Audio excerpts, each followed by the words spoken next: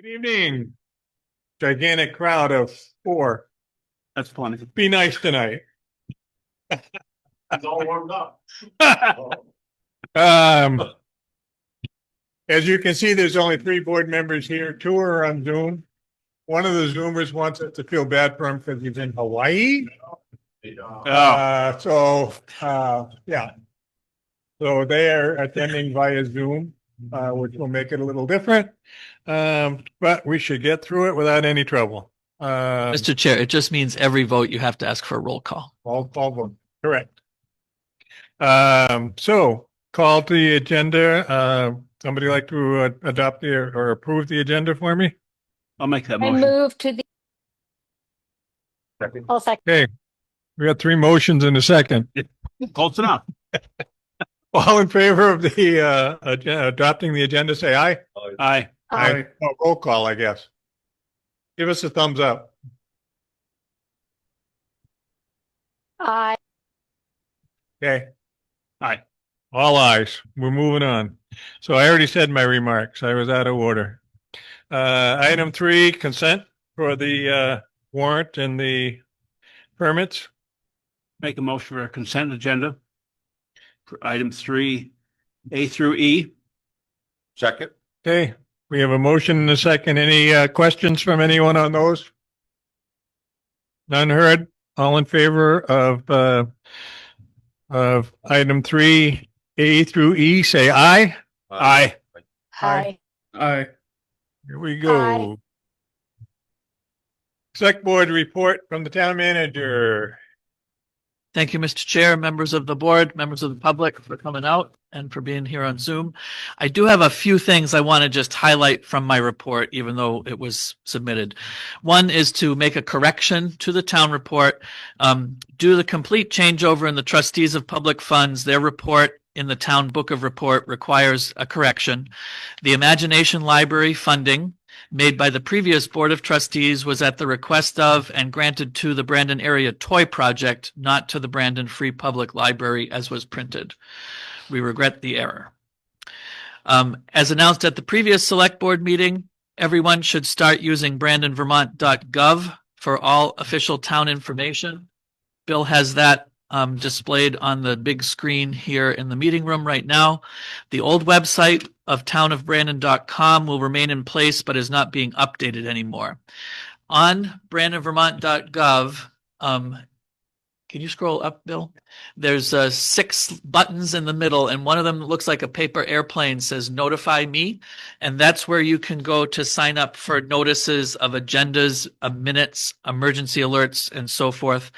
And those can come to your email account or to your cell phone by text message, whichever you prefer. Also, a reminder that before the next select board meeting is the evening town meeting, Monday, March 2nd at 7 p.m., which is next Monday, right? Yeah, it's already next Monday. Here at the town hall, but upstairs, the building is compliant for those with disabilities. A Zoom option is available for remote observation, but observation only. You won't be able to vote. Only voters present in the town hall may vote on the 2 warned floor articles that are related to the advisory budget committee or on any action brought under other business proper to be done when met. The main focus of the evening town meeting will be a repeat of the select board's budget presentation. All of the 2026 town meeting information is available on both the old and the new town websites. I think Bill's got it up on the new town website there. Okay, so Public Works Mission. I did meet with the staff from the wastewater treatment facility and the president of the engineers, Aldrich and Elliott Engineers, and the representative of the equipment company that's responsible for the materials that we're having trouble with cracking in the clarifiers. So they're both committed, the town's committed, and the supplier and the engineers are committed to finding a solution for these. The essential purpose of them is to separate dirtier from cleaner water, so when they crack due to cold weather, it defeats their purpose.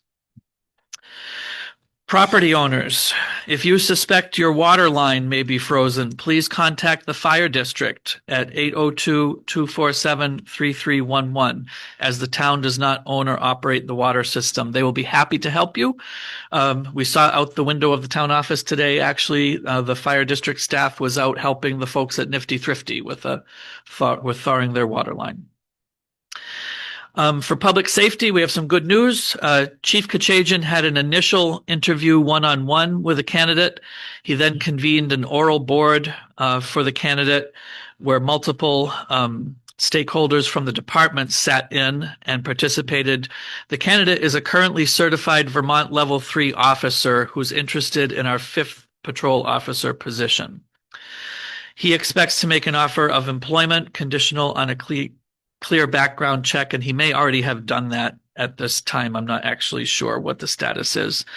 If this candidate completes the accession process, this will round out our police department at 5 full-time officers, and there still is funding for an unfilled part-time position. The town report book, this is the last thing I want to highlight, was delivered by U.S. mail to all U.S.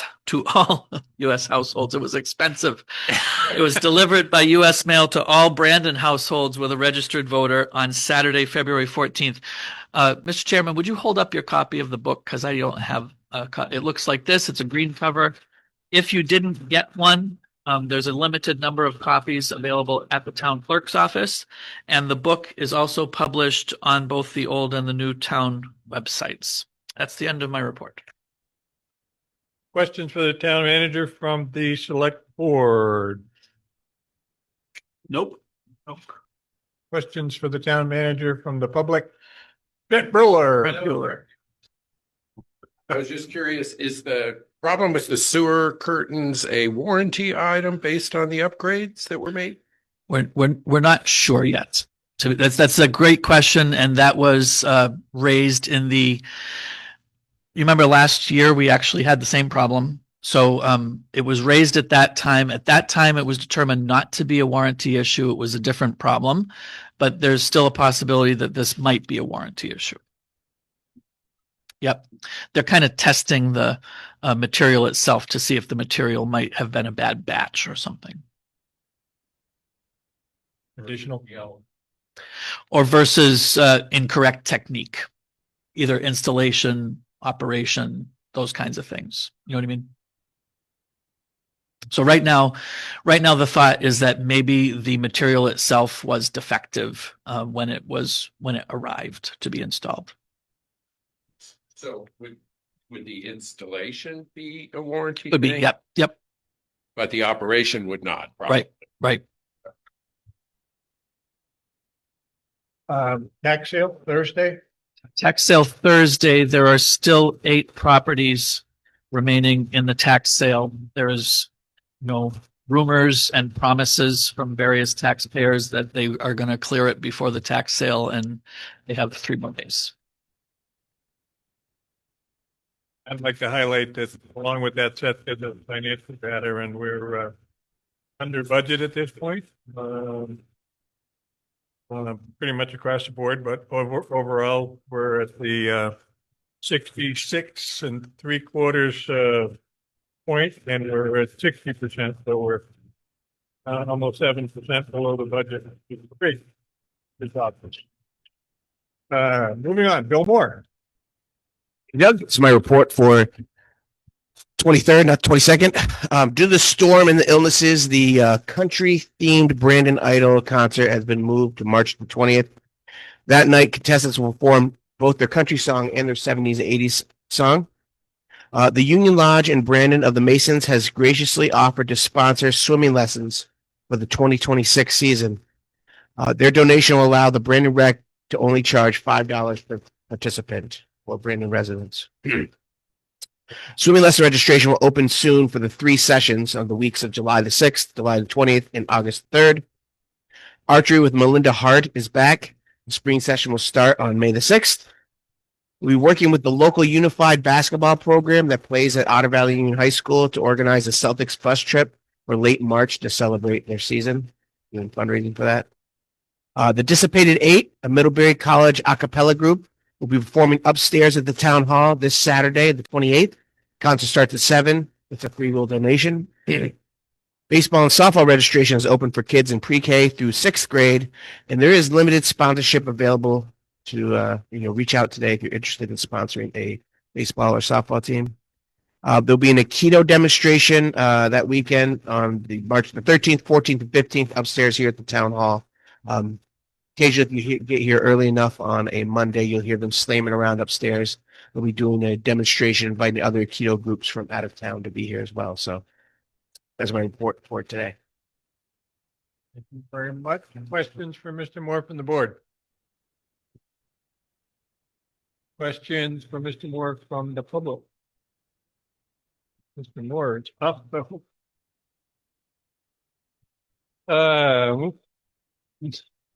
Moving on, item 5, the annual financial plan for town highways, something we do live every year. Says that he was especially proud of this because all the numbers matched out perfectly. Would you like to say anything else about that? Sure. So the financial plan, the top 3 lines are what the state contributes to us, and those come from the state. Those are the figures that they tell us. The number next to class 1, 2, and 3 is how many miles of roads, and then the dollar figure for each of those categories is given. It's about $170,000. And then the town budget, and then stuff outside the town budget is listed for what we plan to spend in FY27. And then it's divided into winter operations, non-winter operations, and a special project, which is the possibility of road paving. Pleasure of the board. Make a motion to approve. All in favor of approving the annual financial plan for town highways, say aye. Aye. Aye. Aye. Okay. Perfect. Moving on. Certify the compliance of the town road and bridge standards and network. Now that is what we did last week, but we have to sign this stating that we are doing it. Is that correct? Basically, yes. So last time you got the larger packet that we don't usually get, and that had all of the current standards that the town is adopting, which are the state's current standards from 2019. It's the first time we've actually adopted the 2019 standards. And so this certificate is saying, yes, we adopted it at the previous meeting, and we do have an up-to-date highway network inventory. And that one is a combination of the culvert report that the state keeps by itself, that Brandon puts information into, and then all of that stuff that we do with the municipal roads general permit, all that ditching that they do on what they call the segments, those get made onto reports into an iPad down here in Brandon, and they go up to the state also. So all of these things together become the network inventory. Pleasure of the board. Make a motion to approve. Second. Motion to approve and seconded. All in favor of approving, say aye. Aye. Aye. Aye. Okay. All approved. And moving on to number 7, adopt tier 1B resolution from proposed 2026 regional future land use map. Mr. Hopkins, tell us what we got. Okay, so this is another step in kind of a long process. The select board already at a previous meeting had a discussion and elected to seek Tier 1B status if it's available in Brandon. That was a resolution that passed. It went to the Regional Planning Commission. They assisted in preparing a map using the new categories for future land use. And this is kind of the interim section, the interim position in the process. So you'll see the map in there, the one that's got like the pink splotches around Brandon. This is the one we're talking about, the 2026 Rutland Regional Plan Future Land Use Map. And I was trying to discuss this with someone else in a way that made sense. And the way I describe it is the overall theory is where we already have buildings, they want more buildings. Where we already have density, they want more density. Where we don't have stuff like that, they don't want more. So you'll see on this In the western side of the town, the whole Brandon Swamp Wildlife Management Area is basically going to become very, very hard to develop. It's all in a high flood risk overlay category. That's the hashed marks in the green section there.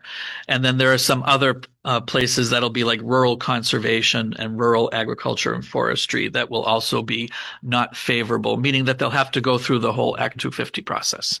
So in some of these downtown areas and future land use areas that are geared for growth, planned growth areas, there will be streamlined permitting as the state tries to make it easier to build housing in places where we already have infrastructure like water and sewer that can serve more residences.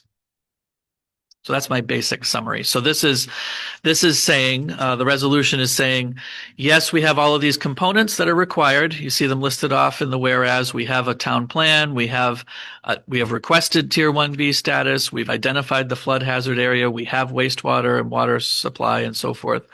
We have zoning. And it's saying that this map, which is still subject to revision, and we can still request modifications to it, but this is the baseline map that we're starting from. Mr. Moore might have some more to share. Oh, just in that in this process of the Tier 1B, this moves again more in line with the idea that we would like to see some more housing development happening in Brandon. And this is that next step for us.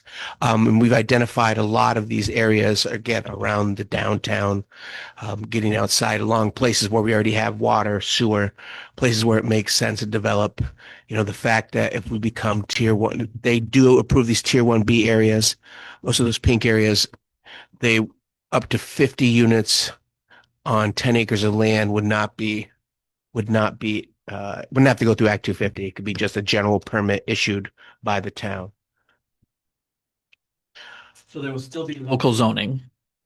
Local zoning permitting process will still apply. It's just helping to smooth out and shorten and make less expensive the Act 250 component, which won't apply in some of these more densely populated areas already.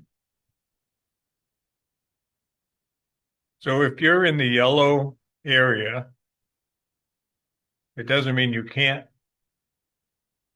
build a house or something like that. It just means it's not prime for big development. Is that what? Yeah, the yellow would still apply. Act 250 would still apply in the yellow So area. it's like status quo. If it's a yellow area, it would be the way things are now. The pink areas, they're trying to make it easier. The hashed areas, they're trying to make it harder. So the pink area runs from, And I mean all the pinks, the pink, the purple, the magenta. yeah. So the main pink kind of runs from Arnold District Road down to, Like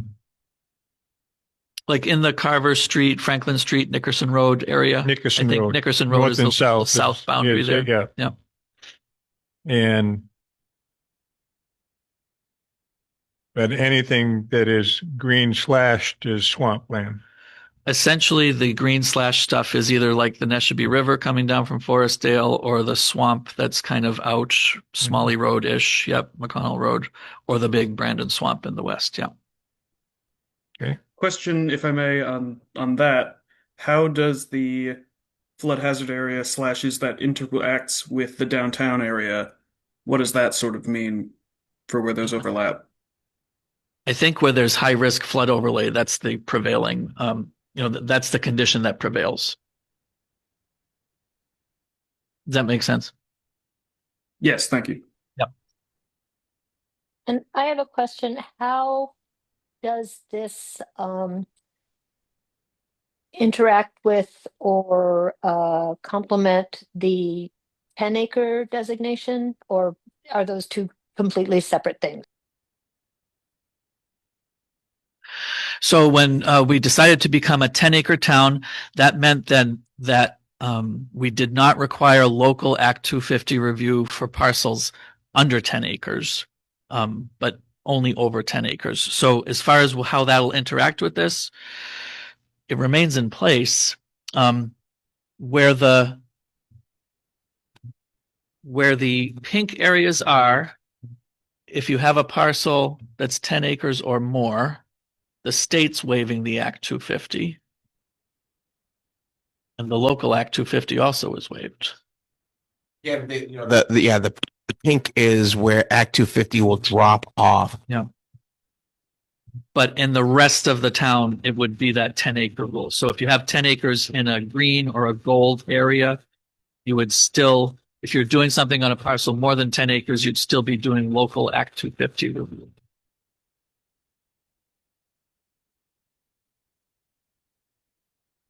My only other question would be in the area that's the kind of like purpley enterprise. What are they stating? And enterprise means there's not very much of our town. There's not much, but just you can kind of identify what they are. The one down on the south of Franklin Street is kind of like where Blue Seal and Naylor and Breen and that kind of stuff is. The one up on Town Farm Road is the gravel pit and some associated development there. The one out on Pearl Street, I can't think of what's the actual. If I had to, it looks as though it'd be the farmland next to where Sharon Stearns lives, maybe. Well, is that Transfer station? Or is that too far down? well, the first one is Maple Street. That's Corona Street. This is just beyond Corona Street. The town has the little gravel pit there that we don't, we just use for. Yeah, I guess that would be the gravel pit that kind of backs up to the one that they call Hogback, right? I had assumed it was that gravel. Yeah.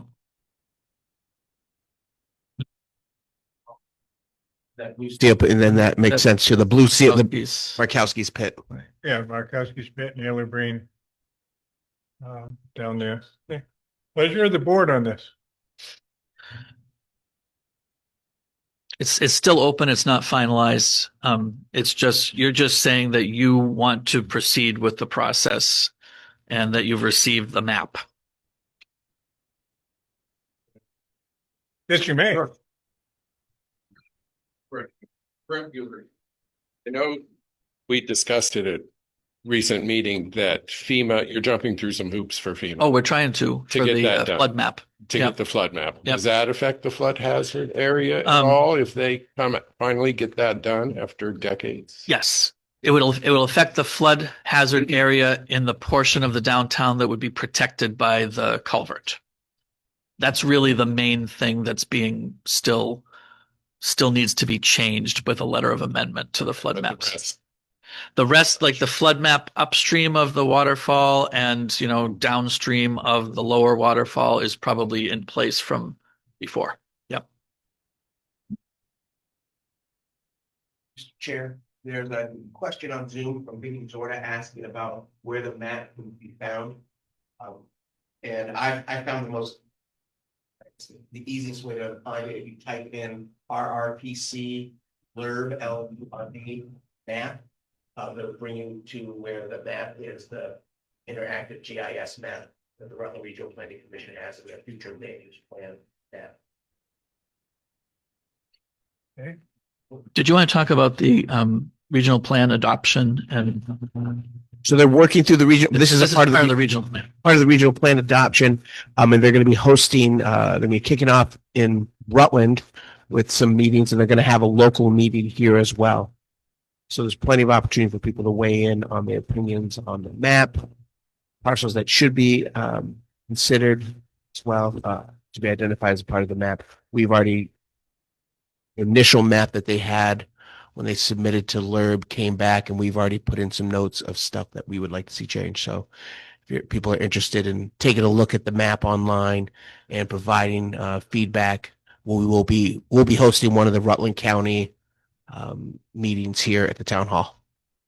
And if you do look at the other side of the page for most of you folks in the packets, the 2018 map, which is the one that was, that's basically in effect now, you can see it's broadly the same places, right? In that map, the light stuff is the swamp and the very high land.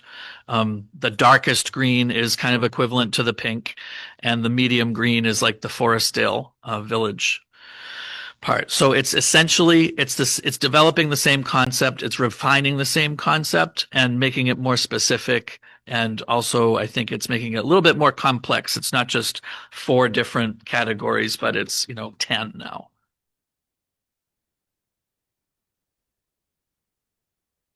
So if we move forward with this, it basically at the closing statement says, it be resolved that the municipality hereby requests to have the following eligible areas mapped for Tier 1B status: the downtown center, village center, planned growth area, and village area. Right. And on That's the all we're agreeing to, That's is for them to continue the mapping. right, and that's what you're asking for. And those are on the map. It's the very dark purple, the magenta, the pink, and the rose.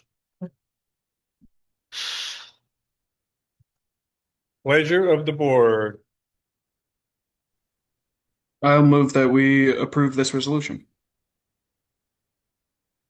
I will second that.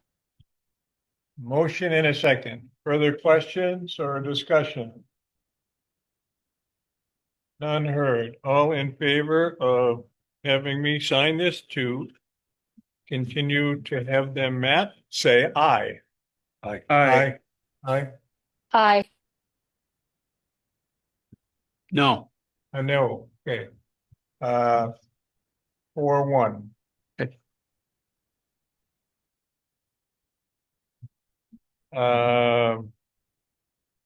Item 8. Public comment. So my public here. Would anyone like to come forward once again? Sure. I'd like to compliment you on the new website. I got a notice about the meeting and yes, everything circulated a little bit. It looks, so job well done. I don't know if any of you saw it in this weekend's paper about a legislation to pass a 1-cent tax on gasoline and diesel fuel for paving and infrastructure. I guess it's similar to the option tax. The article got kind of odd because then it started talking about option tax. So I didn't know if it was in lieu of an option tax or in addition to. So certainly worth watching. They're saying that it could be effective in January 2027. So that the towns have to approve it. So I thought maybe the November election could be a town vote, whether you want it or not, because January 2027 is right around the corner. It's very possible. So, I mean, it's early days for it, but you're right. It's in addition to, not a replacement for the local option tax. It would function similarly to it, but not exactly the same, at least in the draft that I'm sure I read the same article that you read. They talked about a 1-cent tax on gasoline and diesel fuel, which are not part of the 1% tax now. Like we pay 1% on sales, but gasoline does not get the sales tax. It gets an excise tax.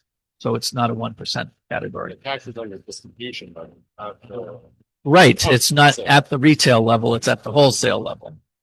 And then the other difference is the towns would keep a portion of it, but the rest would go into a state pool that the towns would then have competitive grants to try to get grants from for transportation projects. So it's not as straightforward as the 1% local option tax where we keep 80 cents of every dollar that's collected. This would be, I think the number was 50 or 60 cents. We would keep, the rest would go to the state pool, and the state pool is what they would make available through VTrans for, bridges and culverts and stuff that the towns needed to match. so if we voted it for our town, we would pay the tax, but if the next town didn't get it, they would get grant money possibly from it.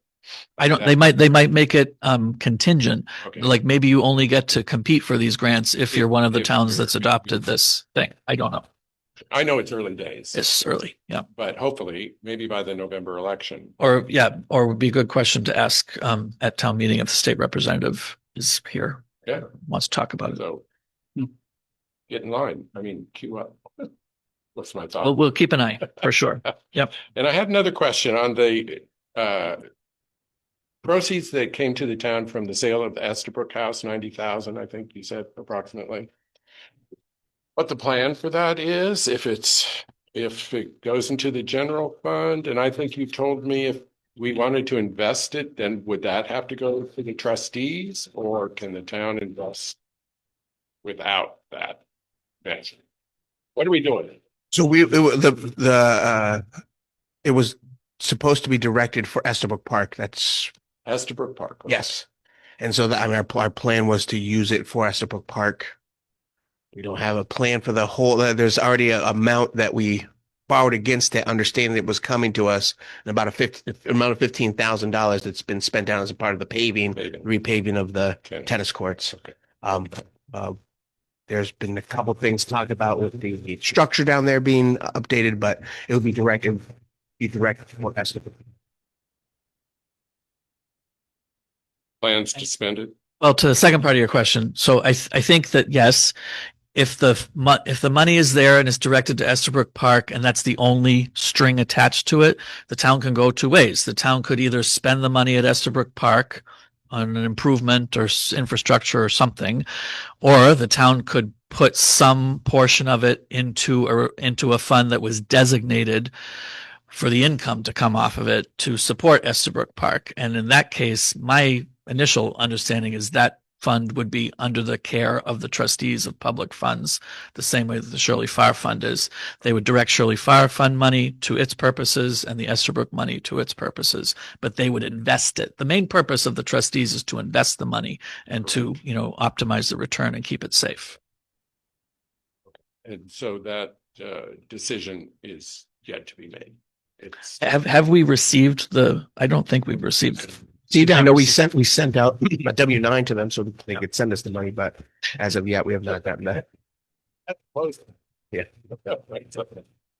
All right, and then lastly, based on my conversation last week, why does a partner and I involved in tax credit multifamily housing? Decades. We started doing factory houses in New Orleans. Brent, could you speak more into Yes, the microphone? yes. Yes, we started doing multifamily tax credit housing, doing factories and warehouse conversions in New Orleans before Katrina, and then took it up again when the recession hit in 2008 and nobody wanted to buy houses any longer. I'm proud of what we've done in tax credit. It's an equalizer, an income equalizer, and it integrates society. They're tearing down what were called projects in inner cities and building single family homes in those properties and these tax credit things. Some of the apartments are full price market rate, and then it varies by income down. And these communities that we work on have fitness centers, pools, dog parks, playgrounds, everything that also save the cities from having to build recreation centers, because every apartment, whether it's market rate or tax credit, has these facilities that they can offer their residents, and it lifts our society up. And I'm proud of the work we've done with it. Now, our developers have to do a lot of work to get these HUD loans. They have to fully develop the plans all the way down to paint colors, the pool tile, you name it, the carpet in the leasing center. Everything has to be submitted and done for HUD. They have to do all the engineering, all the electrical, all the mechanical, all the structural. And it's a big investment up front for them because they may not get it. It's competitive. And we have been fortunate to have a good team and win a lot of those loans. So I've been doing it a long time. And it really just, my back got up when I saw that article about West Rutland. And so last week when I saw they were going to speak before us, I couldn't avoid not discussing it. Now, Cornerstone had come before us once before talking about the elderly center beside the post office that they were going to renovate. And at that meeting, I asked them if they were going to have a covered patio area for the folks, and they said no, it wasn't in the budget. Now, I know the people there like to sit outside, they like to socialize, and they like to barbecue. And one of the other things we do is feasibility studies. So we know our demographics. And if we were doing 333 Jones, we could tell you how many people rode the bus that's 0.1 mile from the center, whether they're going north, whether they're going south, if they're going to be affected by the reduced bus lines.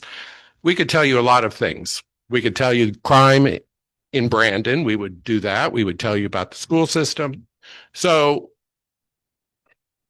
anyway,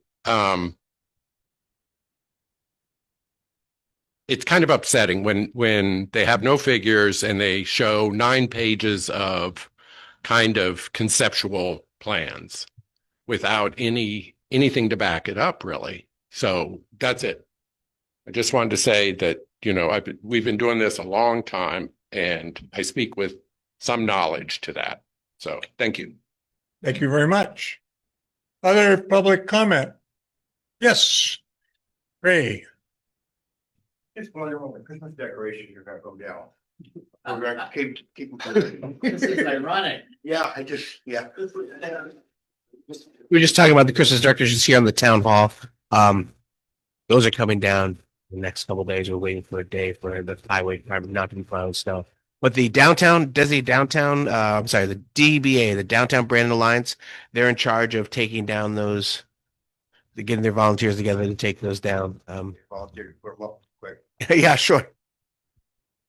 Yeah. The DBA's got to take them down and I'm assuming when they they put them up by volunteer. It's a savings for the town that we don't have our highway department or anybody else putting them up. The volunteers do it, so that's Probably waiting for a warm day. Not today. Today. Yeah. Maybe they're waiting for the same day that house on Park Street takes its down. It's funny you mentioned that because I said to my wife this morning, when are you taking in some of our decorations? And she took half of them in today after I said that. Any other comments? Motion to Nope. adjourn. Nope. Before a motion to adjourn, sorry. I don't think you are. I just want to remind the large audience we have here and the few people on Zoom that Monday night is town meeting, 7 p.m. Budget presentation, and that there will be 2 floor votes, and you have to be there to vote on the floor votes. The floor votes are regarding the budget advisory, and then anything else that might come up from the floor. Now, that's all my announcements. Motion to adjourn. Second. All in favor? Aye. Aye. Aye. Aye. Good job. Thank you for attending.